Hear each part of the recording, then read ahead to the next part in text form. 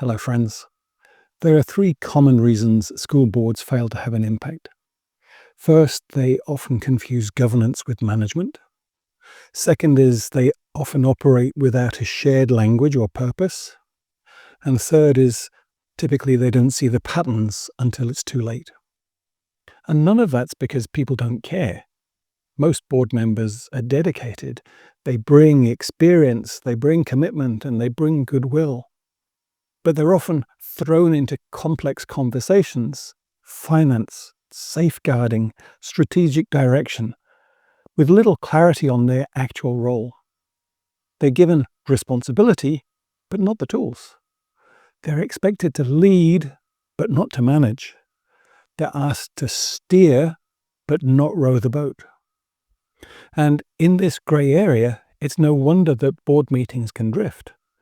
From strategic to operational, from purposeful to procedural, from good governance to grievance. I've been leading schools in Europe and Africa and the Middle East and Far East and Southeast Asia, and working with diverse school boards.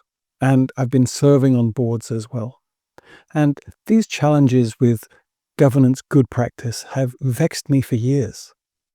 Now, don't get me wrong, there are some great trainers and terrific books on governance, but let's be honest. Most board members have enough to do with their day job and serving on the board, let alone dedicating precious energy to hone their governance knowledge and skills. And that's why I designed the board deck.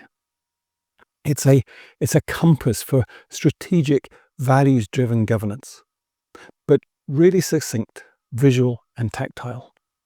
Think of the board deck as a conversation tool for governance clarity. It makes the invisible work of governance visible, structured, and practical. Or let's look at it another way through the Simon Sinek lens. And we think of the why. We know that at the heart of every good school is a board of governors or trustees, composed of skilled and experienced individuals from varied backgrounds and industries, but they don't always speak the same language. But remember, their expertise in their day job isn't the same skill set that's required on the board. Bringing in an auditor onto the board or an expert in IT systems doesn't mean they'll be doing their professional work when serving on the board. And a common challenge is navigating the complex roles and responsibilities of school governance without necessarily being educational experts. They're there to ask the right questions, to hold the long view, safeguard the school's mission, but not getting into the weeds of the work itself. That's where micromanagement often leaches into board work and where good governance starts to crumble, even as the educational landscape shifts around it. So how can we ensure consistent practices of good governance with such diverse backgrounds and where there may be constant board turnover? The answer is by providing board members with purposely succinct and insightful information that can be used to promote discussion so that boards can be more reflective, proactive, and impactful. Just enough information to be insightful, not so much to be a book full of unread pages. And the what?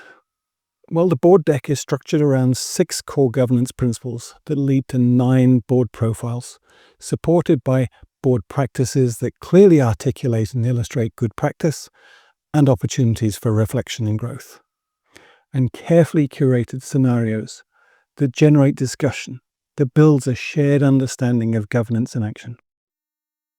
So let's just unpack the how a little more. One of my fundamental drivers is the desire to make things visible. It's not about being visual learners. It's about the sheer volume of data that our brains can consume visually. And when something's there on the table in front of us or on the whiteboard, we avoid assumptions or interpretations.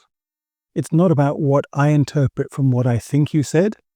It's a triangulation of ideas, a clarity in the message. So the board deck is built around bringing clarity to the work of the board through 6 governance principles. 3 principles that form a kind of continuum of strategic approaches: inform, inquire, inspire. and 3 principles that form a continuum of the board's influence and reach: engage, enlighten, empower. This creates a 3x3 matrix, which I refer to as the 9 map of governance. A 3x3 matrix of 9 roles, from fiduciary guardian to empowering steward. This brings a visual approach to how boards operate, and importantly, how these different roles may be important at different times. It brings clarity to the roles and responsibilities of governance. Now, you remember I said that board members often come from diverse backgrounds. So an auditor, let's say, would tend to approach board work as they approach their day job, with a certain mind frame, certain mindset. But in their day job, they're surrounded by other auditors who think and act in exactly the same way, and therefore they don't necessarily recognize that there may be other forces in action or alternative approaches. To put it another way, if your only tool in your toolbox is a hammer, everything looks like a nail. So by creating and making visible the 9 map of governance, now everyone sitting around the board table can actually see the different modes of governance. No single profile is better than the others. They're different. Some apply better to certain situations. And being aware of these differences is the big mental shift for people, because awareness is the first step in being able to intentionally shift gears, shift profiles. To recognize that a change of thinking or approach may be necessary or desirable, but it's only possible when you can actually see that different roles and responsibilities exist as a complete picture. Imagine for a second, as a board, you're trying to complete a jigsaw puzzle. If everyone has just a single puzzle piece and they have to wait their turn to see if their piece will fit, that's not a very effective way to complete the puzzle. But if you consider the alternative, if everyone can see all of the pieces on the table and they can see the big picture, then everyone around the table can select the best pieces that fit. So the principles and profile cards help trustees reflect on their impact, the contributions, and the areas for growth. Each of these succinct principles of good governance are expanded into board practices, a way of sharing good practice with clear examples to guide and stimulate discussion. Each practice is clearly defined and explained with concrete governance behaviors and examples. These cards don't just tell you what good governance is, they show you what it looks like, what it feels like, and what it might sound like in the boardroom. Each of the principles can be framed as a corresponding standard to help boards identify, to monitor and track their own performance. And these are supported by carefully curated sets of scenarios, realistic tensions that boards face, such as overreach or ethical dilemmas or cultural misalignment. The scenarios are a great way to generate dialogue and an opportunity to bring to life a shared understanding of the different values and perspectives, but without the pressure of a crisis on your back. The scenarios are actually written with slightly different versions of information. This mimics the reality that everyone on the board brings a different lens through which they see things and have different insights or information. Only when seen collectively is the whole story more apparent. And because life is rarely simple, complication cards add a twist to the scenario. They help illuminate limited thinking or potential blind spots and offer reframes. And you may have heard that the art of good governance is in asking better questions. There's a common term used in governance circles about asking generative questions, a way to scratch below the surface level to better understand the dynamics. But what does this look like? Well, what better way to reframe your thinking than modeling thoughtful, frame-shifting questions through the Inquire cards? Generative questions to help gain better insights beyond that surface level. Because the art of good governance really is in asking better questions.